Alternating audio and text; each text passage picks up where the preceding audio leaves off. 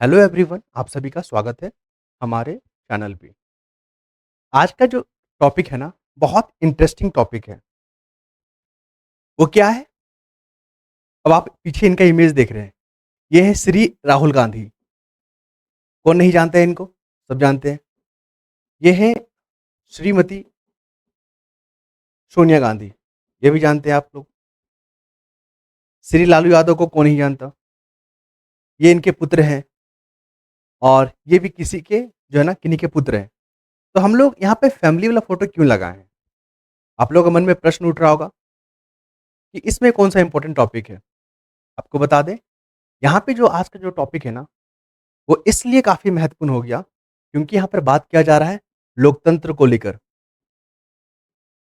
लोकतंत्र को लेकर यहाँ पर बातचीत किया जा रहा है। लोकतंत्र में अगर सभी का भागीदारी हो, सभी को इक्वल अपॉर्च्युनिटी मिले, ठीक है? सभी को मत का अधिकार हो, सभी लोग चुनाव लड़ने का अधिकार हो, सभी के पास लॉ एंड ऑर्डर मेंटेन हो, ये सब लोकतंत्र के जो है ना पार्ट हैं, ये भाग हैं। ये तो सभी जानते हैं, तो फिर हम लोग पढ़ क्यों रहे हैं? पढ़ इसलिए रहे ना कि लोकतंत्र में जो परिवारवाद होता है, परिवारवाद या आप नेपोटिज्म कह लीजिए या आप कह लीजिए वंशवाद, एक तरह से सब सिनोनिम्स ही है, ऐसा कोई अलग वर्ड नहीं है। तो लोकतंत्र में जो परिवारवाद है या आप देख लो वंशवाद है या नेपोटिज्म कह लीजिए, क्या ये लोकतंत्र के लिए सही है? क्या इससे लोकतंत्र हमारा मजबूत होगा या कमजोर होगा? यही आज का विषय है, यही आज का मुद्दा है। हम लोग यहाँ पर देखेंगे कि चर्चा में क्यों आ गया। चर्चा में इसलिए आ गया, आप देख रहे हैं ना, इनको कौन नहीं जानता? ये हैं कांग्रेस के जाने माने और कदावर नेता। इनका नाम है श्री थरूर, शशि थरूर, ठीक है? इनका नाम क्या है? शशि थरूर। तो क्यों चर्चा में आ गए? आपको पता है ना, जब ऑपरेशन सिंदूर चल रहा था, ऑपरेशन सिंदूर चल रहा था,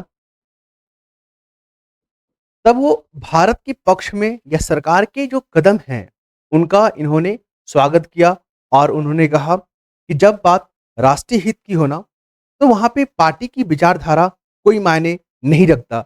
जब बात देश की हो ना, तो आप किसी भी पार्टी से बिलॉन्ग करते हो, मतलब नहीं रहता।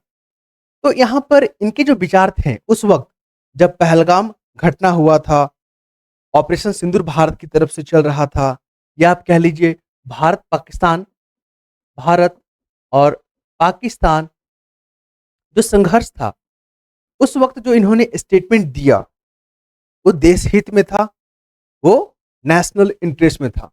तो यहाँ पे जो है ना, जो कांग्रेस के लोग हैं, जो कांग्रेस से जुड़े लोग हैं, उन्होंने इनका बहुत क्रिटिसाइज़ किया, इनका बहुत आलोचना किया। यहाँ तक कह दिया गया था कि आपको जब बीजेपी का स्पोक पर्सन बनना है ना, वक्ता बनना है ना, स्पोक पर्सन, तो आप चले जाइए ना, आप इस पार्टी में क्यों हैं? तो इन्होंने जवाब दिया कि देश में लोकतंत्र है, ठीक है? और जो भी कदम देश हित में हो, राष्ट्र हित में हो, तो वहाँ पे सभी को मिल-जुल कर सरकार का जो है ना सहयोग करना चाहिए, उनका समर्थन करना चाहिए। इसी को लेकर इनके क्रिटिसाइज़ कर दिया कि अब आपको इतना बीजेपी पसंद आ रहा है, एनडीए गवर्नमेंट पसंद आ रही है, तो आप चले जाइए ना उसमें। आप कांग्रेस में क्या कर रहे हैं? ठीक है? अब यहाँ पर देखेंगे इन्होंने बात किया, इनका एक बुक जो है ना काफ़ी फेमस है। उस बुक का नाम है Indian Indian politics. Indian politics are a family family business. इसमें जो है ना भारतीय राजनीति के बारे में लिखा हुआ है इस बुक में। ये बुक को आप लोग देखिएगा गूगल वगैरह में करके, या पढ़ने का मौका मिले ना भारतीय राजनीति के बारे में, तो ज़रूर पढ़िएगा। उसमें भारतीय राजनीति के बारे में कहा गया है कि भारत में जो राजनीति है, सियासत है ना, उसमें वंशवाद जो है ना काफ़ी ज़्यादा हावी है। और जहाँ पे योग्यता को जहाँ पे योग्यता को कम आंका जाता है और वहाँ पे वंशवाद को ज़्यादा प्रायोरिटी दिया जाता है। यहाँ पे इन्होंने एग्ज़ाम्पल भी दिया है कि कैसे आप देखो ना, जैसे उत्तर प्रदेश में आप देखो, यहाँ पे मैंने लिखा है, उत्तर प्रदेश में आप देखिएगा और हाँ, उत्तर प्रदेश में जो समाजवादी पार्टी के जो संस्थापक है, मुलायम सिंह, है ना? मुलायम सिंह,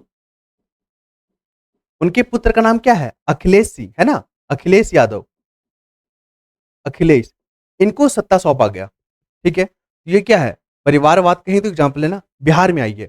बिहार में जो लोक जनशक्ति पार्टी है श्री रामविलास पासवान जी का, रामविलास पासवान जी का, वो अपना जो है उत्तराधिकारी किसको चुने? चिराग पासवान जी को।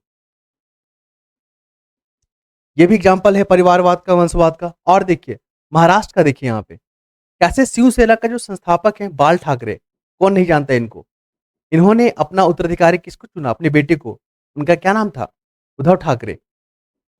ये भी एग्जाम्पल है। उड़ीसा का एग्जाम्पल देखिए यहाँ पे, जो बिजू पटनायक हैं थे, उनके बाद उनके बेटे को जो है ना, वहाँ पे लोकसभा के लिए चुना गया।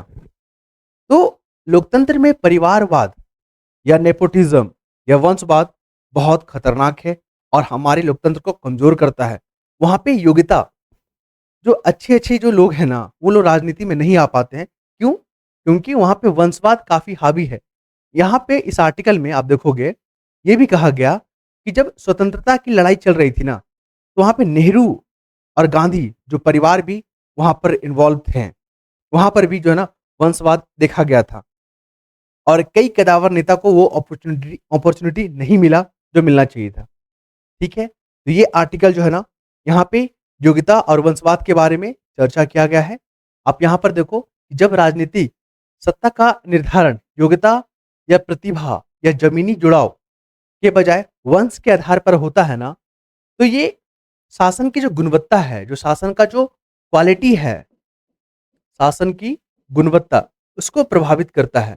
तो कभी भी जब मौका मिले ना आपको, तो आप जब भी वोट कीजिए, तो आप देखिए कि जो प्रत्याशी हैं, जो उम्मीदवार हैं, क्या वो हमारे क्षेत्र के विकास के लिए सही हैं?